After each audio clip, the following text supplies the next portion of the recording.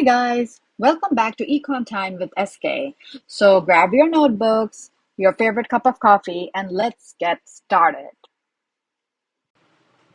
In the last few videos, we looked at who paid a greater share of the tax when demand was more inelastic than supply. In this video, we are going to look at the alternate case. What happens when the demand is more elastic compared to the supply curve? Okay, let's now look at case 2, where the demand curve will always be flatter than the supply curve in question. Okay, so let's look at this first drawing here. See exactly what I said. We are dealing with a very flat demand curve, and comparatively, the supply curves are definitely steeper. Now, what happens? Well, as we have seen earlier, the old equilibrium is E1, right? The new equilibrium is E2. Remember, this vertical distance between the supply curve is always the value of the tax, the per unit tax. So this means that if I were to go to E2, draw a vertical line up till the old supply curve, that gives me the value of the tax.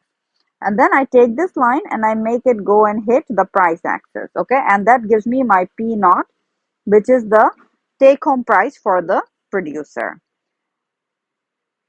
At the old equilibrium, the price was P1, and at the new equilibrium, the price is P2, right? We've learned from before that this vertical distance between P1 and P2, this is the per unit tax that is being paid by the consumer. So the total tax burden for the consumer is going to be P1 minus P0 times Q2, right? So it is going to be this shaded area. This is the consumer burden of tax.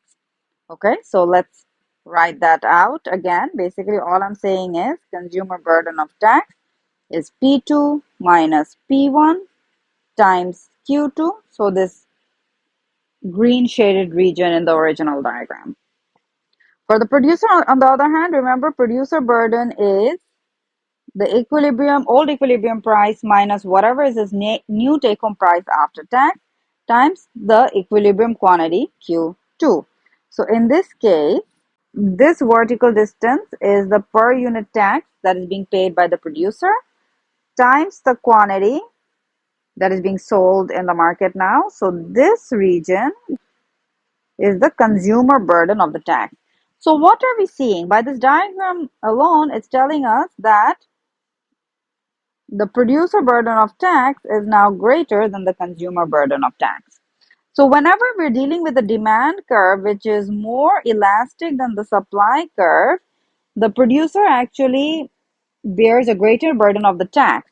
And this is because consumers are very sensitive to a price change, right? Which means producers know that if they were to pass on too much of the tax to the consumer, they will just lose a lot of the consumers, right? So if try to pass on too much of the tax to consumers, because the demand is elastic, they would end up losing a large number of consumers. And since they don't want to risk that, that's why they're okay taking on most of the burden of the tax. And that is why producers bear a greater burden than consumers.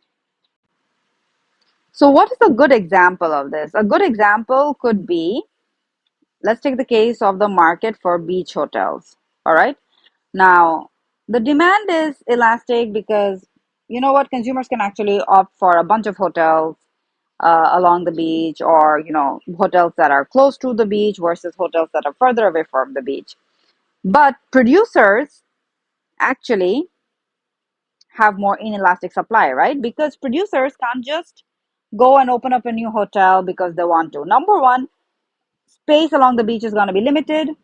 That land is going to be more expensive. And also, it takes time to build new hotels or to make extensions. So producers cannot respond that much, which is why the supply is actually more inelastic compared to the demand. Okay, and so in such a situation, whenever there's a tax, if the producer tries to pass on too much of that increase in price to consumers, what consumers will do is they'll just say, hey, you know what, I'm not going to stick to this beach hotels. I'm just going to take a hotel which is further away from the beach, right? So consumers that can actually very easily adjust, reduce consumption. So if the hotel rates were to go up, consumers would just be like, hey, you know what? I'm not going to stay at this beach hotel. I don't really need it. I'm going to stay further inwards. And then I'll just walk to the beach if I want to have some beach fun, right? So the consumers are actually just very responsive. And so producers are scared to pass on too much of the tax to the consumer. And so producers actually bear a greater burden of the tax. So with this, we end our discussion regarding what happens when the demand is more elastic compared to the supply. Now that we have looked at the general case for when demand is more elastic than supply, we are going to look at more extreme cases in the next video.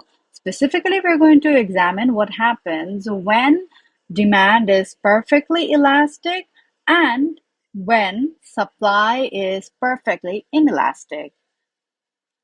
All right, guys, I shall see you in the next video. Take care. Bye.